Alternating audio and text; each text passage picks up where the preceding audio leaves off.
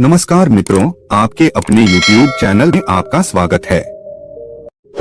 आज की जो कहानी है, आज का जो प्रसंग है, बड़ा ज्ञानवर्धक है, बड़ा मोटिवेशनल है।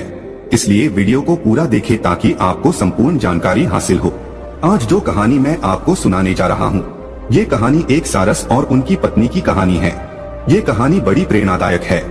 इस कहानी को सुनने के बाद आपके घर में कभी भी किसी भी प्रकार का कोई कलेश नहीं होगा, कोई लड़ाई झगड़ा नहीं होगा। आपके घर में सदैव सुख शांति बनी रहेगी। इस कहानी को आप खुद सुने, अपने परिवार वालों को सुनाएं, अपने बच्चों को तो जरूर सुनाएं। इस कहानी को सुनने के बाद आपके बच्चे वो अच्छे संस्कार वाले होंगे। आपके बच्चे कभी भी कोई गलत ऐसा कार्य नहीं करेंगे जिनकी वजह से अपने माता पिता का सर नीचे को झुक जाए। इसलिए अपने बच्चों को इस कहानी को जरूर सुनाएं। कहानी शुरू करने से पहले जो लोग हमसे नए जुड़े हैं वो हमारे चैनल को सब्सक्राइब करें। शुरू करते हैं आज की प्यारी सी कहानी। एक पानी के तालाब के किनारे एक सारस का जोड़ा रहता था। उनका जीवन बड़ा सुखमय था। वो दिन भर पानी में अपना पेट भरते, अपना भोजन खाते, उसके बाद पानी के किनारे पर वहीं पे बैठ जाते। कहीं दूर जाने की जरूरत नहीं थी। इसी तरीके से उनकी दिनचर्या चल रही थी। उनका जीवन व्यतीत हो रहा था। कुछ दिन को बाद में सारस की पत्नी गर्भवती हो जाती है और जब वो गर्भवती होती है तो वो अपने पति से कहती है कि पिया जी, अब हमें यहाँ से कहीं दूर चलना चाहिए। हमें किसी ऐसी स्थान की तलाश कर दीजिए जहाँ पर हम सुकून से रह सके और लंबे समय तक रह सके, क्योंकि आज के बाद सिर्फ आप ही भोजन लेके आओगे। मैं सिर्फ अपने अंडों पे बैठूंगी।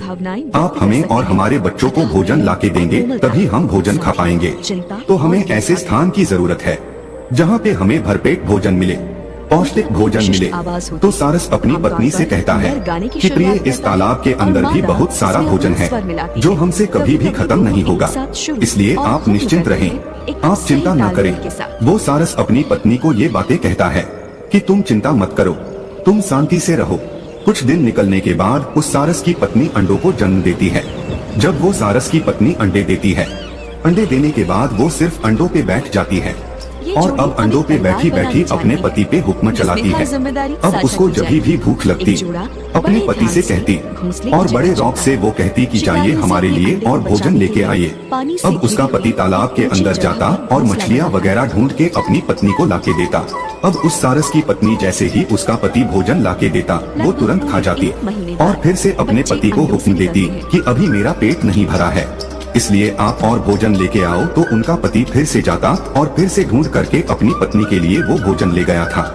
अब वो जैसी लाके देता, तुरंत उसकी पत्नी खा जाती और फिर से अपने पति को हुक्म करती कि जाओ फिर से भोजन लेके आओ, अभी मैं बहुत भूखी हूँ। अब उस सारस को अपना पेट भरने के लिए भी भोजन नहीं था, क्योंकि वो जितना भोजन ढूंढता उतना ही अपनी पत्नी के लिए ले जाता, खुद नहीं खाता।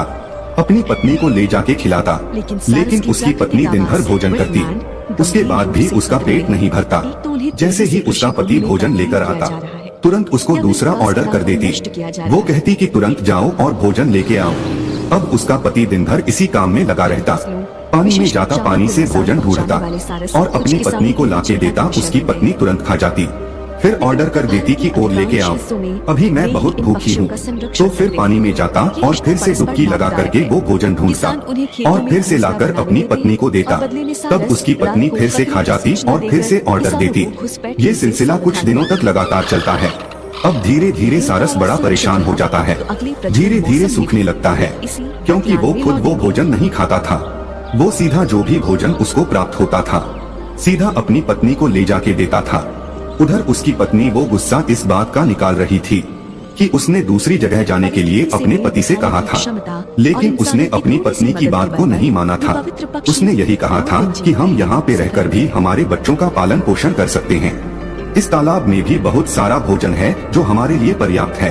यह बात अपनी पत्नी से कहकर अपनी पत्नी को उसी तालाब में रोके रखा।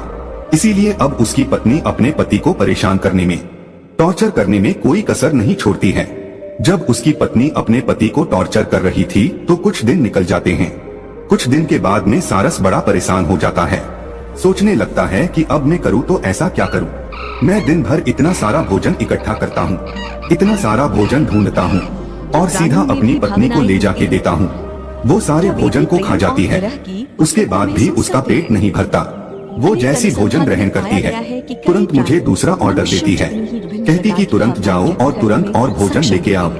अभी मैं बहुत भूखी हूँ। उड़ने वाली वो पक्षियों सारस में सोचने लग सबसे जाता ऊंचा है कि अब सारस मैं करूँ तो ऐसी ऐसा ही क्या हो जाती करूँ है। जिसके कारण मुझे इस पीड़ा से मुक्ति मिले। वो सारस हताश धीरे परेशान हो धीरे जाता है। बनाते हैं। धीरे धीरे विशेषज्ञों उसका का शरीर मानना उसका है बदन कि सूखने कई लगता है। तरह की भावनाएं अब व्यक्त उसको कर काफी सकते दिन हैं। हो जाते हैं अर्थात भोजन खाए प्रेम, हुए। कोमलता, वो जितना भी भोजन ढूंढता और सभी यथार्थ अपनी पत्नी को ले जाके दे देता। खुद भूखा प्यासा रहकर भी दिन भर पानी में भोजन की तलाश करता और जो भी भोजन उसको प्राप्त होता उसको तुरंत अपनी पत्नी को ले जाके देता। इसी तरीके से अब वो सारस धीरे धीरे बिल्कुल सूख जाता है। अब उसकी हालात इतने खराब हो जाते कि वो चलने के काबिल भी नहीं रहता, दौड़ने के काबिल भी नहीं रहता, उड़ने के काबिल भी नहीं रहता। लेकिन उसकी पत्नी को उस पर बिल्कुल तरस नहीं था, बिल्कुल दया नहीं थी। अब तो कुछ दिनों के बाद उसके बच्चे और हो चुके थे, अंडों से बच्चे भी निकल आए थे। अब तो बच्चों को भी भोजन ले जाके देना पड़ रहा था, साथ में उसकी पत्नी को भी भोजन ले जाके देना पड़ रहा था। पहले तो वो सारस बीच बीच में थोड़ा भोजन खुद खा लिया करता था, लेकिन अब तो उसके बच्चे भी हैं और उसकी पत्नी भी है। अब तो वो एक निवाला भी नहीं खा सकता था। जितना भोजन उसको मिलता सभी भोजन को अपनी पत्नी को अपने बच्चों को ले जाके देता, खुद एक भी निवाला नहीं लेता। अब धीरे धीरे सारस के हालात खराब हो जाते। अब वो बिल्कुल सूख जाता है, बिल्कुल हड्डियों का ढांचा बन जाता है। कहते हैं ना कि भूखा भजन ना हो गोपाला, ये पकड़ तीन कंठी माला। क्योंकि भूखे रहकर कोई भी जीव जंतु किसी भी कार्य को नहीं कर सकता। इसी तरीके से अब उस सारस की हालत इतनी खराब हो जाती है कि वो नहीं तो चल सकता, नहीं उड़ सकता, कुछ नहीं कर सकता था। अब वो सारस धीरे धीरे हड्डियों के ढांचे में बदल जाता है। उस सारस का मांस वो सब सूख जाता है। अब वो एक हड्डियों का ढांचा बन के रह जाता है। जब वो सारस हड्डियों का ढांचा बन जाता है, उसकी क्षमता नहीं रहती है।